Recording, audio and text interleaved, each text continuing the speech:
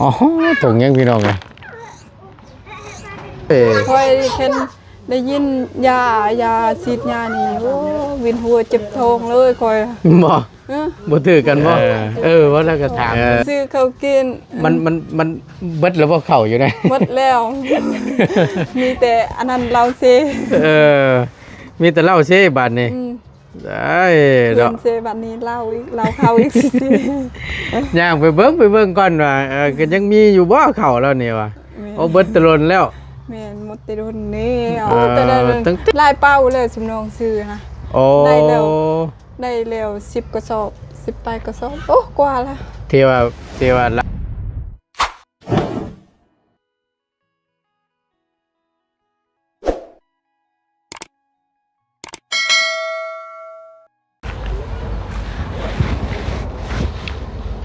ก่อนอื่นพี่น้องกราบทักทายสบายดีและสวัสดีเด้อพี่น้องสบายดี FC เบิดสุขุสุคนเนาะบ่ว่าสิอยู่ในและก็ต่างประเทศก็ยินดีต้อนรับเข้าสู่ช่องประธานป้อง Channel คือเก่าพบเจอกันมาพอดีทางบ่าวตุนได้มีโอกาสพี่น้องเลยก็ได้เข้ามาหาทางน้องน้ำเพิ่นเนาะเยี่ยมยามถามข่าวก่อนหลังจากที่น้องเพิ่นก็ได้รับการช่วยเหลือจากผู้รักผู้ใหญ่เพิ่นได้หลายท่านเนาะก็ถือว่าได้เฮ็ดเทือนเดชานให้แล้วเป็นที่เรียบร้อยแล้วก็ล้นนั่นแหละตั้งประตูนก็บ่ได้เข้ามาอัปเดตและถ่ายทำให้พี่ให้น้องได้ชมน้ำกันเนาะล้นเติบพี่น้องไงมีแต่ว่าทั้งประตูนมีเวลาและโอกาสเข้าไปเยี่ยมน้องเพิ่นมื้อนี้ก็ได้เดี๋ยวเข้าไปเบิ่งไปชมน้ำกันบ่ฮู้ว่าน้องเพิ่นสิอยู่เฮือนบ่ดูวัดจังใดพี่น้องเอ้ยไปให้ไปสวนสัมปจักษ์เนาะไปเดี๋ยวเข้าไปเบิ่งข้างในพี่น้องบรรยากาศมื้อนี้ก็ปาดโตก็จังแม่นฮ้อนแม่นเอ้าเนาะเดี๋ยวเข้าไปในพุ่นแหละสิพ่อบ่เด้พี่น้องเอ้ยอยู่ใครอยู่เนาะไปคือ6แทบบาทนี่หญ้าเพิ่น พี่น้องอยู่ดีเนาะสายยาน้องน้ำเพื่อนเซว่าซั่นโอ้พี่ตอนนั้นเพื่อนเราก็จนสิล่มทับวะพี่น้องเอ้ยบ่ตูนบ่ย่าบ่บุญนี่แหละเอาโจมเข่าขึ้นไปพอได้ขึ้นเทือนเพิ่นฮักตอนนั้นเนาะไปทางใดเบิดแล้วพี่น้องเอ้ยอยู่บ่เด้เนาะมิดจิ้มอยู่แทบบาทนี่น้ำเอ้ยน้องน้ำอยู่บ่ล่ะอยู่เฮือนบ่เฮ็ดยังงั้นจะรวยบ่สบายดีโอ้ยมาฮะกินข้าวโอ้อยากอยู่เด้กำลังพอดีเลยนี่กำลังหิวนี่ เอากินโดดกินก้อนก็ได้บ่เป็นยังดอกเนาะ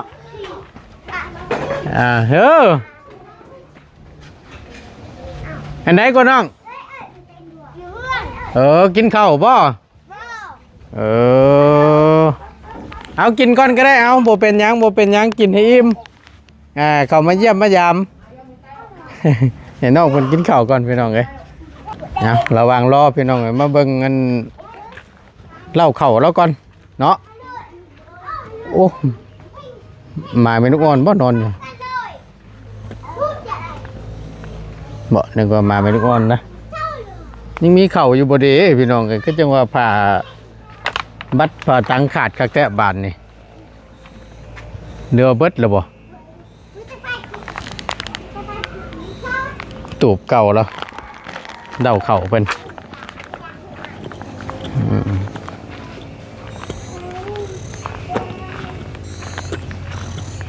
เพื่อไปให้เราก็ได้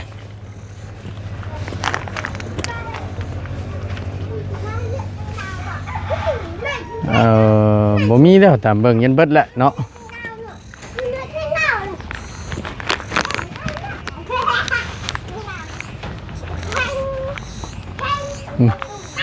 อ๋อถุงยังพี่น้องไง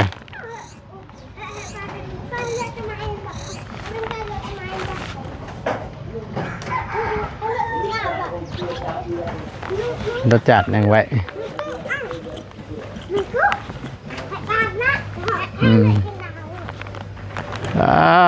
ต่อ ไปได้กินอิ่มแล้วกินข้าวนะฮะอิ่มแล้วกินข้าวนะคืออิ่มไว้เถอะฮะบ่อยู่ตั้งเรือนบ่สบายดีน้องสบายดีฮะมาผู้เดียวนี่แหละมันก็เลยเข้ามาเยี่ยมมายามก้อนว่าเป็นจังไดวะ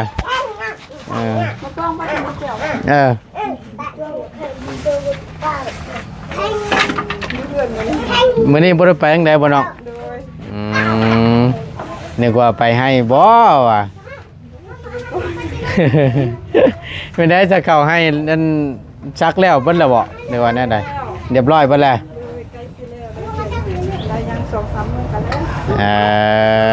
แน่ใครอยู่ดอกจ้ะอันนี้ปลูกอยู่ว่าปีนี่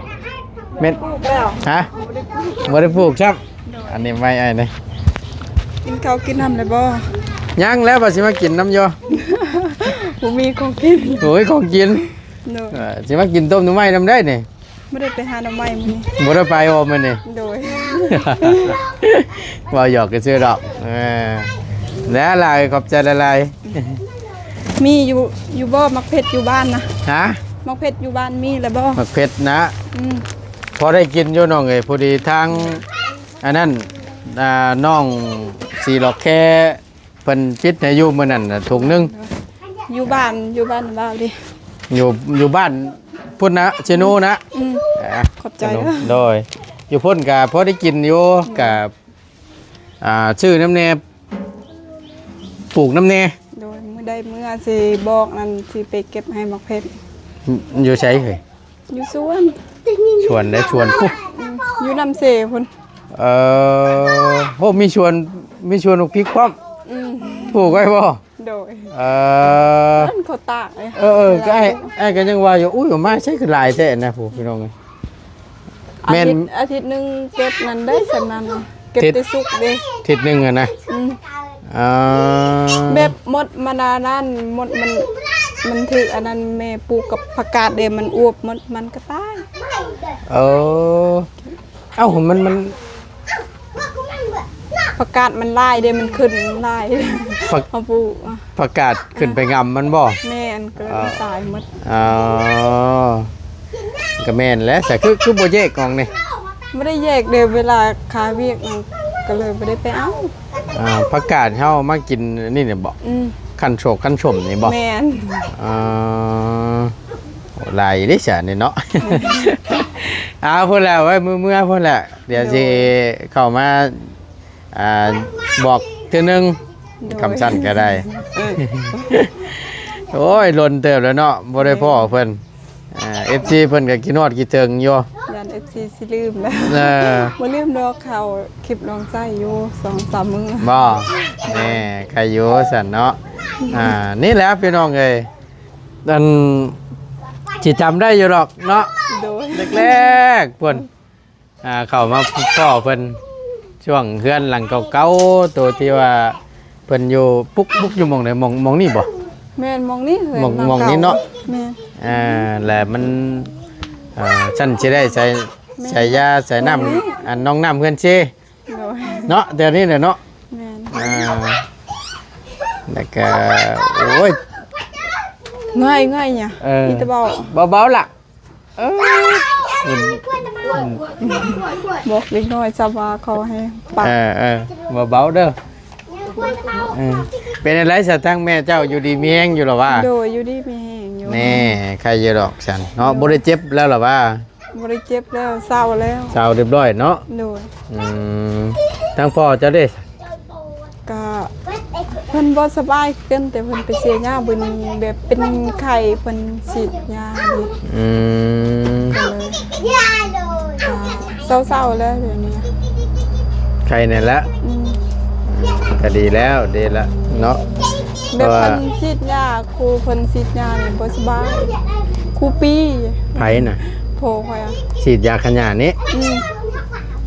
โอ้อันตรายเด้อตัวนี้แม่อันตรายเพิ่นฉีดยามใดนี่บ่สบายครูปีแม่เพราะว่ายาขยะเด้พี่น้องมันแห้งได้แม่ใช้เครื่องบ่พ่นแม่ ม่นใส่เครื่อง เครื่องตัวเฮาโยกบ่หรือว่าเป็นชีวิตเปิด ชีวิตเขาเปิดเนาะ ใครอยู่สันตัวนั้นมันจังบ่อันนั้นปานใดมันจังบ่เมื่อยถ้าว่าพายไปน้ำโยกไปน้ำนี่ป้าตุ๊บตัวน่ะเมื่อยถ้าว่าเป็นชีวิตแบบนี้เฮาเปิดแหละ ให้เฮาออก นักอันนั้นก็บ่แฮงแล้วเนาะ แม่นออกนักน้ำแล้วเนาะตุกสาวิตบอก มันสาวิตเขาว่านั่น แม่น20 ลิตรทางนั้นอ้ายก็เคยฉีดคือกัน เดี๋ยวผู้หญิงแถวบ้านสมคอยนี่เขาก็ซีดเบิดเขามีลูกมีเมียมีลูกอันนั้นมีผัว คือเก่งแท้ โอ้เขาซีดหมดเขาซีดสวนกล้วยสวนบ้านนะแบบเคยเฮ็ดเดพัวเฮ็ดก็เฮ็ดคือกันกะ เปลี่ยนกันนะว่าแล้วกันเนาะซอยกัน แม่ โหยอมรับเด้อเนาะจักกันได้นักทางน้ำแน่จักกันได้มินคิวยาบัดนี้โอ้ย คอยแค่ได้ยินยาซีดยานี่โอ้วินหัวเจ็บท้องเลยคอย บ่ถือกันบ่ คือคอยเจ็บท้อง ว่าแล้วร่างกายเจ้าก็เนาะก็บ่ค่อยแข็งแรงปานใดนี่แหล้วมีสีมีสัน เขาซีดอยู่ชวนบ้านเขาซีดประมาณ2 เดือนเวลายาขึ้นนั่นเขาขึ้นคอยไปเสียนี่โอ้เสียบ่ได้เลยคอยนอนตายอยู่ชวนบ้านนี่มันหัว จากว่าแต่เนาะ คือพัดนั้นต้นแรกนี่เจ็บที่ท้อง เขาว่าถือกินยาขยะหั่นได้ ถึงแม้ว่าเปิ้นฉีดไปหญ้ามันตายแล้วก็ยาบ่ คอย เห็น เนาะ แดดอันนั้นเวลาแดดโหวันนี้โอ้จนอยากเป็นลมมันมืดมันเลยตาเขานี่ หน้าตานี่นะ จนวินหัว ถือว่านักเติบได้ซะเนาะ แม่น ถือว่าบ่ถือกันอย่างแฮงด้วยแหละ โดย ถามว่ามินบ่มินนี่พี่น้องแบบว่าถ้าว่าธาตุผู้ใดบ่แข็งแรงนี่ก็คือน้องเพิ่นเว้านี่แหละเนาะ ผู้กะแค่แห้งกันก็บ่คือกัน บ่เป็น บ่เป็นค่อยนี่ซ้ำ10 นาทีนั่นโอ้จนอยากเป็นลม เพราะว่าอันตรายคือว่าแหละสารเข้าในร่างกายเฮาน่ะ โดย ผู้ฉีดนี่บ่แม่นว่าน้องเอ้ยมันบ่เป็นในช่วงที่ว่าเฮายังภูมิต้านทานเฮายังแข็งแรง แม่ พ่นบ้านเฮาเฒ่าไอ้พวกสารเคมีตกอยู่ในร่างกาย โอ้ตอนนุ่มแค่นอันนั้นมันอันนั้นมันก็เจ็บคือเก่าพอข่อยนั้นคูปี้แค่นเวลาฉีดนี่ต้องใส่สโลมตลอด แล้วเมื่อย อืม ประมาณจักครั้งจังฉีดทั่วอยู่ให้ หลายได้ประมาณเก็ดหนึ่งเก็ดป้ายประมาณนั้นนะลายทางกันว่าอันนั้นลายเป็นทางนั้น ยาชุดหนึง ยานั้นลายเก็ด โอ้ อันนั้นคือว่าเก็ดตุกอันลายตุกแต่เป็นเก็ดมันได้ครึ่งประมาณพอเขาฉีดอยู่ชวนมันกว้างบ่ฉีดอยู่ไส เดี๋ยวชวนบ้านนี่แหละประมาณได้ประมาณ10 ตุกประมาณนั้นนะ ฉีดยามันน้ำฉีดยาเข่าน้ำ ประมาณ11 ตุก 11 ตุก แม่นยา นะเป็นขวดกลมๆไม่ใหญ่เห็นบ่ ได้ซ้ำนี่ โอ้เป็นกระล่อนตัวใหญ่นะตัวใหญ่ตัวกลมมันเนาะ แม่น โอ้ถือว่าใช้ลายเติบได้พี่น้องเลยงามอยู่หรอวะมันปีนี้ก็ได้ กะงามอยู่ เนาะแต่ได้ปลูกชำเก่าอยู่ชำปีที่ผ่านมาอยู่บ่ แม่นปีนี้มันลง โลเท่าไรเนาะ 1,700บ่1,500ประมาณนั้นน่ะ ปีหน้ามันขึ้น คือปีนั้น2,000นั่นคืออยู่ ม่วนอยู่เด้อเนาะได้จักล้านปีนั้นน่ะ ได้คือกัน6 ล้าน 7 ล้านประมาณนั้นปีนี้ก็ลงมันโอ้บ่ได้ซ้ พอได้ซื้อเขาวกิน ว่าเราก็ถามมัน ซื้อเขาวกิน มันเบิดแล้วบ่เข้าอยู่นะ หมดแล้ว มีแต่อันนั้นเราเซ เออมีแต่เหล้าเซ่บาดนี่ อืม ได้ เพื่ ด อ อน ก เซบัดนี้เล่าอีกเราเข้าอีกสิ ย่างไปเบิ่งก่อนว่าก็ยังมีอยู่บ่เข้าแล้วนี่ว่าเอาเบิดตะลนแล้ว แม่นหมดแต่โดนแล้ว ตั้งแต่บ่ตั้งให้เห็นตั้งแต่อาจารย์เล่าบอกมามอบให้เข้านะตั้งแต่ตอนนั้นบ่ โอ้แต่ได้ลายเป้าเลยสำนองซื้อนะ โอ้ ได้แล้ว10กระสอบ10ปลายกระสอบโอ้กว่าละ ที่ว่าหลังจากที่กินตัวนั้นเบิดนะ อืม แล้วก็เลยได้ชื่อ อืม เบิดไป10ปลายชอบเลย เพราะว่าแต่อันนั้นเต็มหมดเข้านี่ โอ้แต่เบิดเข้าคนบ่ อืม เออเบิดตะลนแล้วใช่ฟังเว้าตัวนี้เนาะ แต่โดนแล้ว อืม ปีนี้บ่ได้หลายปีนั้นบ่ได้หลายได้เข้าเด้ประมาณทางปลูกทางอันนั้นได้เก่ากระสอบซื่อ อืมเชื่ออยู่เขาให้ถ้าว่าแบบว่าเฮาเอาหญ้าบ่ได้เนาะกลัวหญ้าบ่ได้นี่ก็แม่นบ่ได้แหละ ๆมันฮบอีกปีนี้ก็คือกันมันฮบมีแต่หญ้านั่นหญ้าคืออันนั้นลูกมันตะกบอันนี้มันหลาย อ่าแล้วมันก็ขึ้นไปเกาะไปหยังนั้นเนาะ แม่นเวลาเดินโหนั่นโอ้ยข่อยมื้อนั้นข่อยเสียประมาณ20นาทีนั่นลบนอนอยู่อันนั้นขึ้นไปรับจ้างเขานั่นบ่ได้นอนซ้ำอยู่หมดมึง อันนี้เพจของเจ้าของ อืม เมื่อยก็เช้า แม่นเมื่อยกะเข้าห่มก่อน แนวมันแหละเมื่อยก็พักผ่อนก่อนน่ะเฮ็ดของเฮาสิเป็นหยังแต่ว่าไปรับจ้างเพิ่นไปบ่ได้คือว่าหั่นแหละเนาะ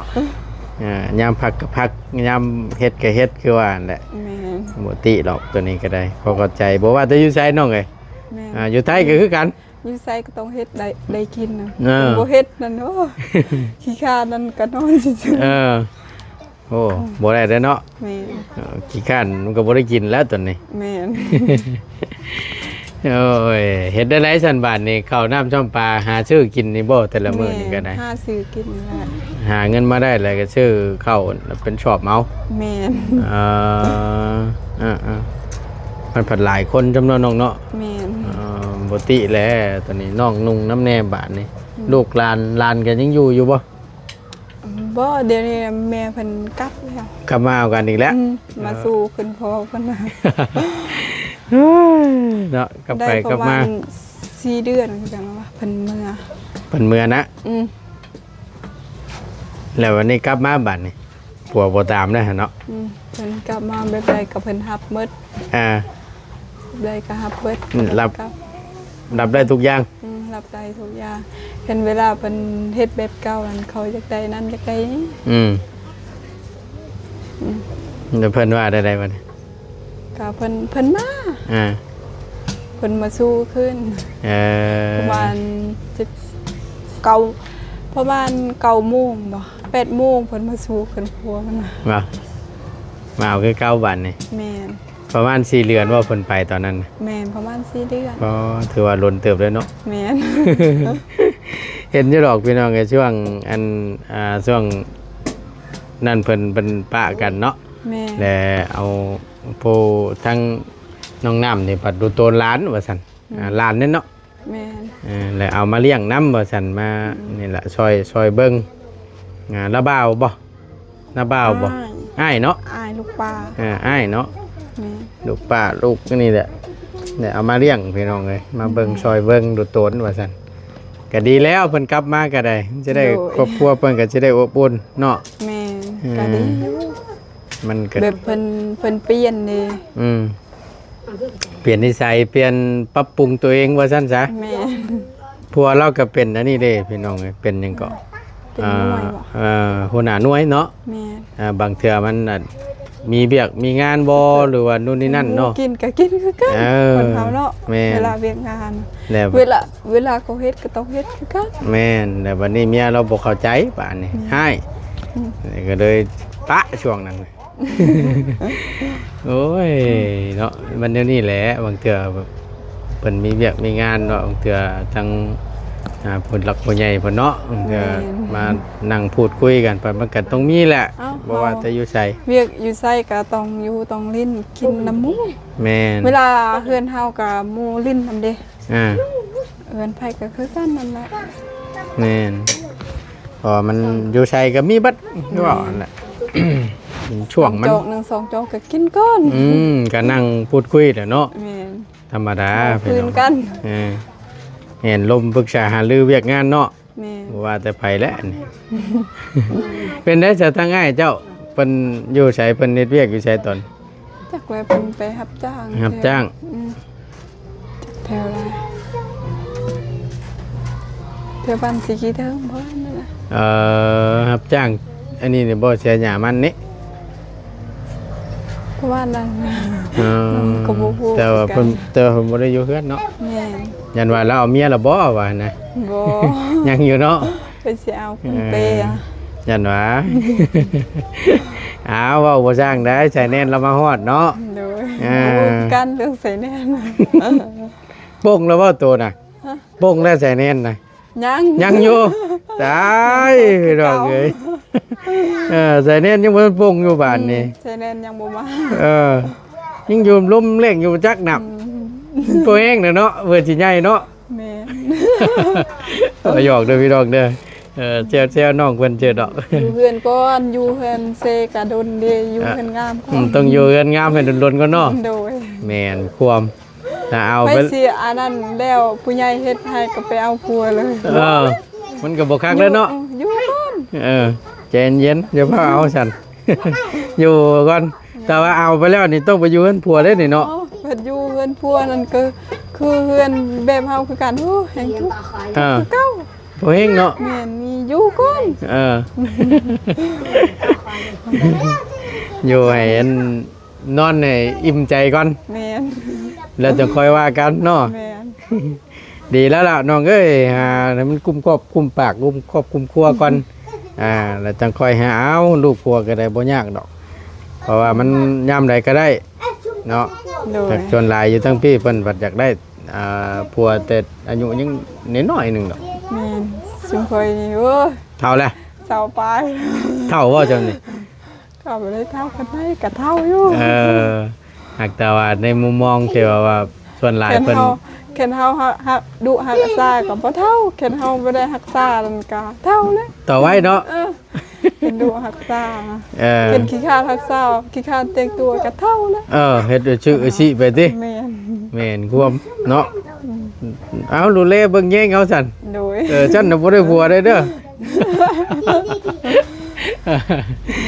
พี่น้องเอ้ยเนาะเยี่ยมยามตามข่าวไปถ้าง่ายก็สิได้อันนั้นก่อนไปเวียกต่อก่อนบาดนี้ เดินทางปลอดภัย โดยอยู่ดีมีแฮง ดี สบายดีล่ะสบายดีโอ้ยเนาะเรามาจักมุ่งพอจะ ประมาณ4โมง5โมง แล้วไปฉีดตัวใดฉีดตัว แล้วเพิ่นสิ ตัวนี้ หญ้าเข้ามา อันนี้เรียบร้อยเบิดแล้วแถวนี้เนาะใจเยอะดอกฉันเสียหญ้าเข้าซอยๆกันเนาะดีละโอ้คักไหนสมาชิกเรานี่นี่ไฟชนะบัดนี่ฮึบแล้วบูผู้แพ้ผู้ชนะบัดนี่ เอาอยู่ดีมีแฮงพี่น้องสบายดีเด้อโดย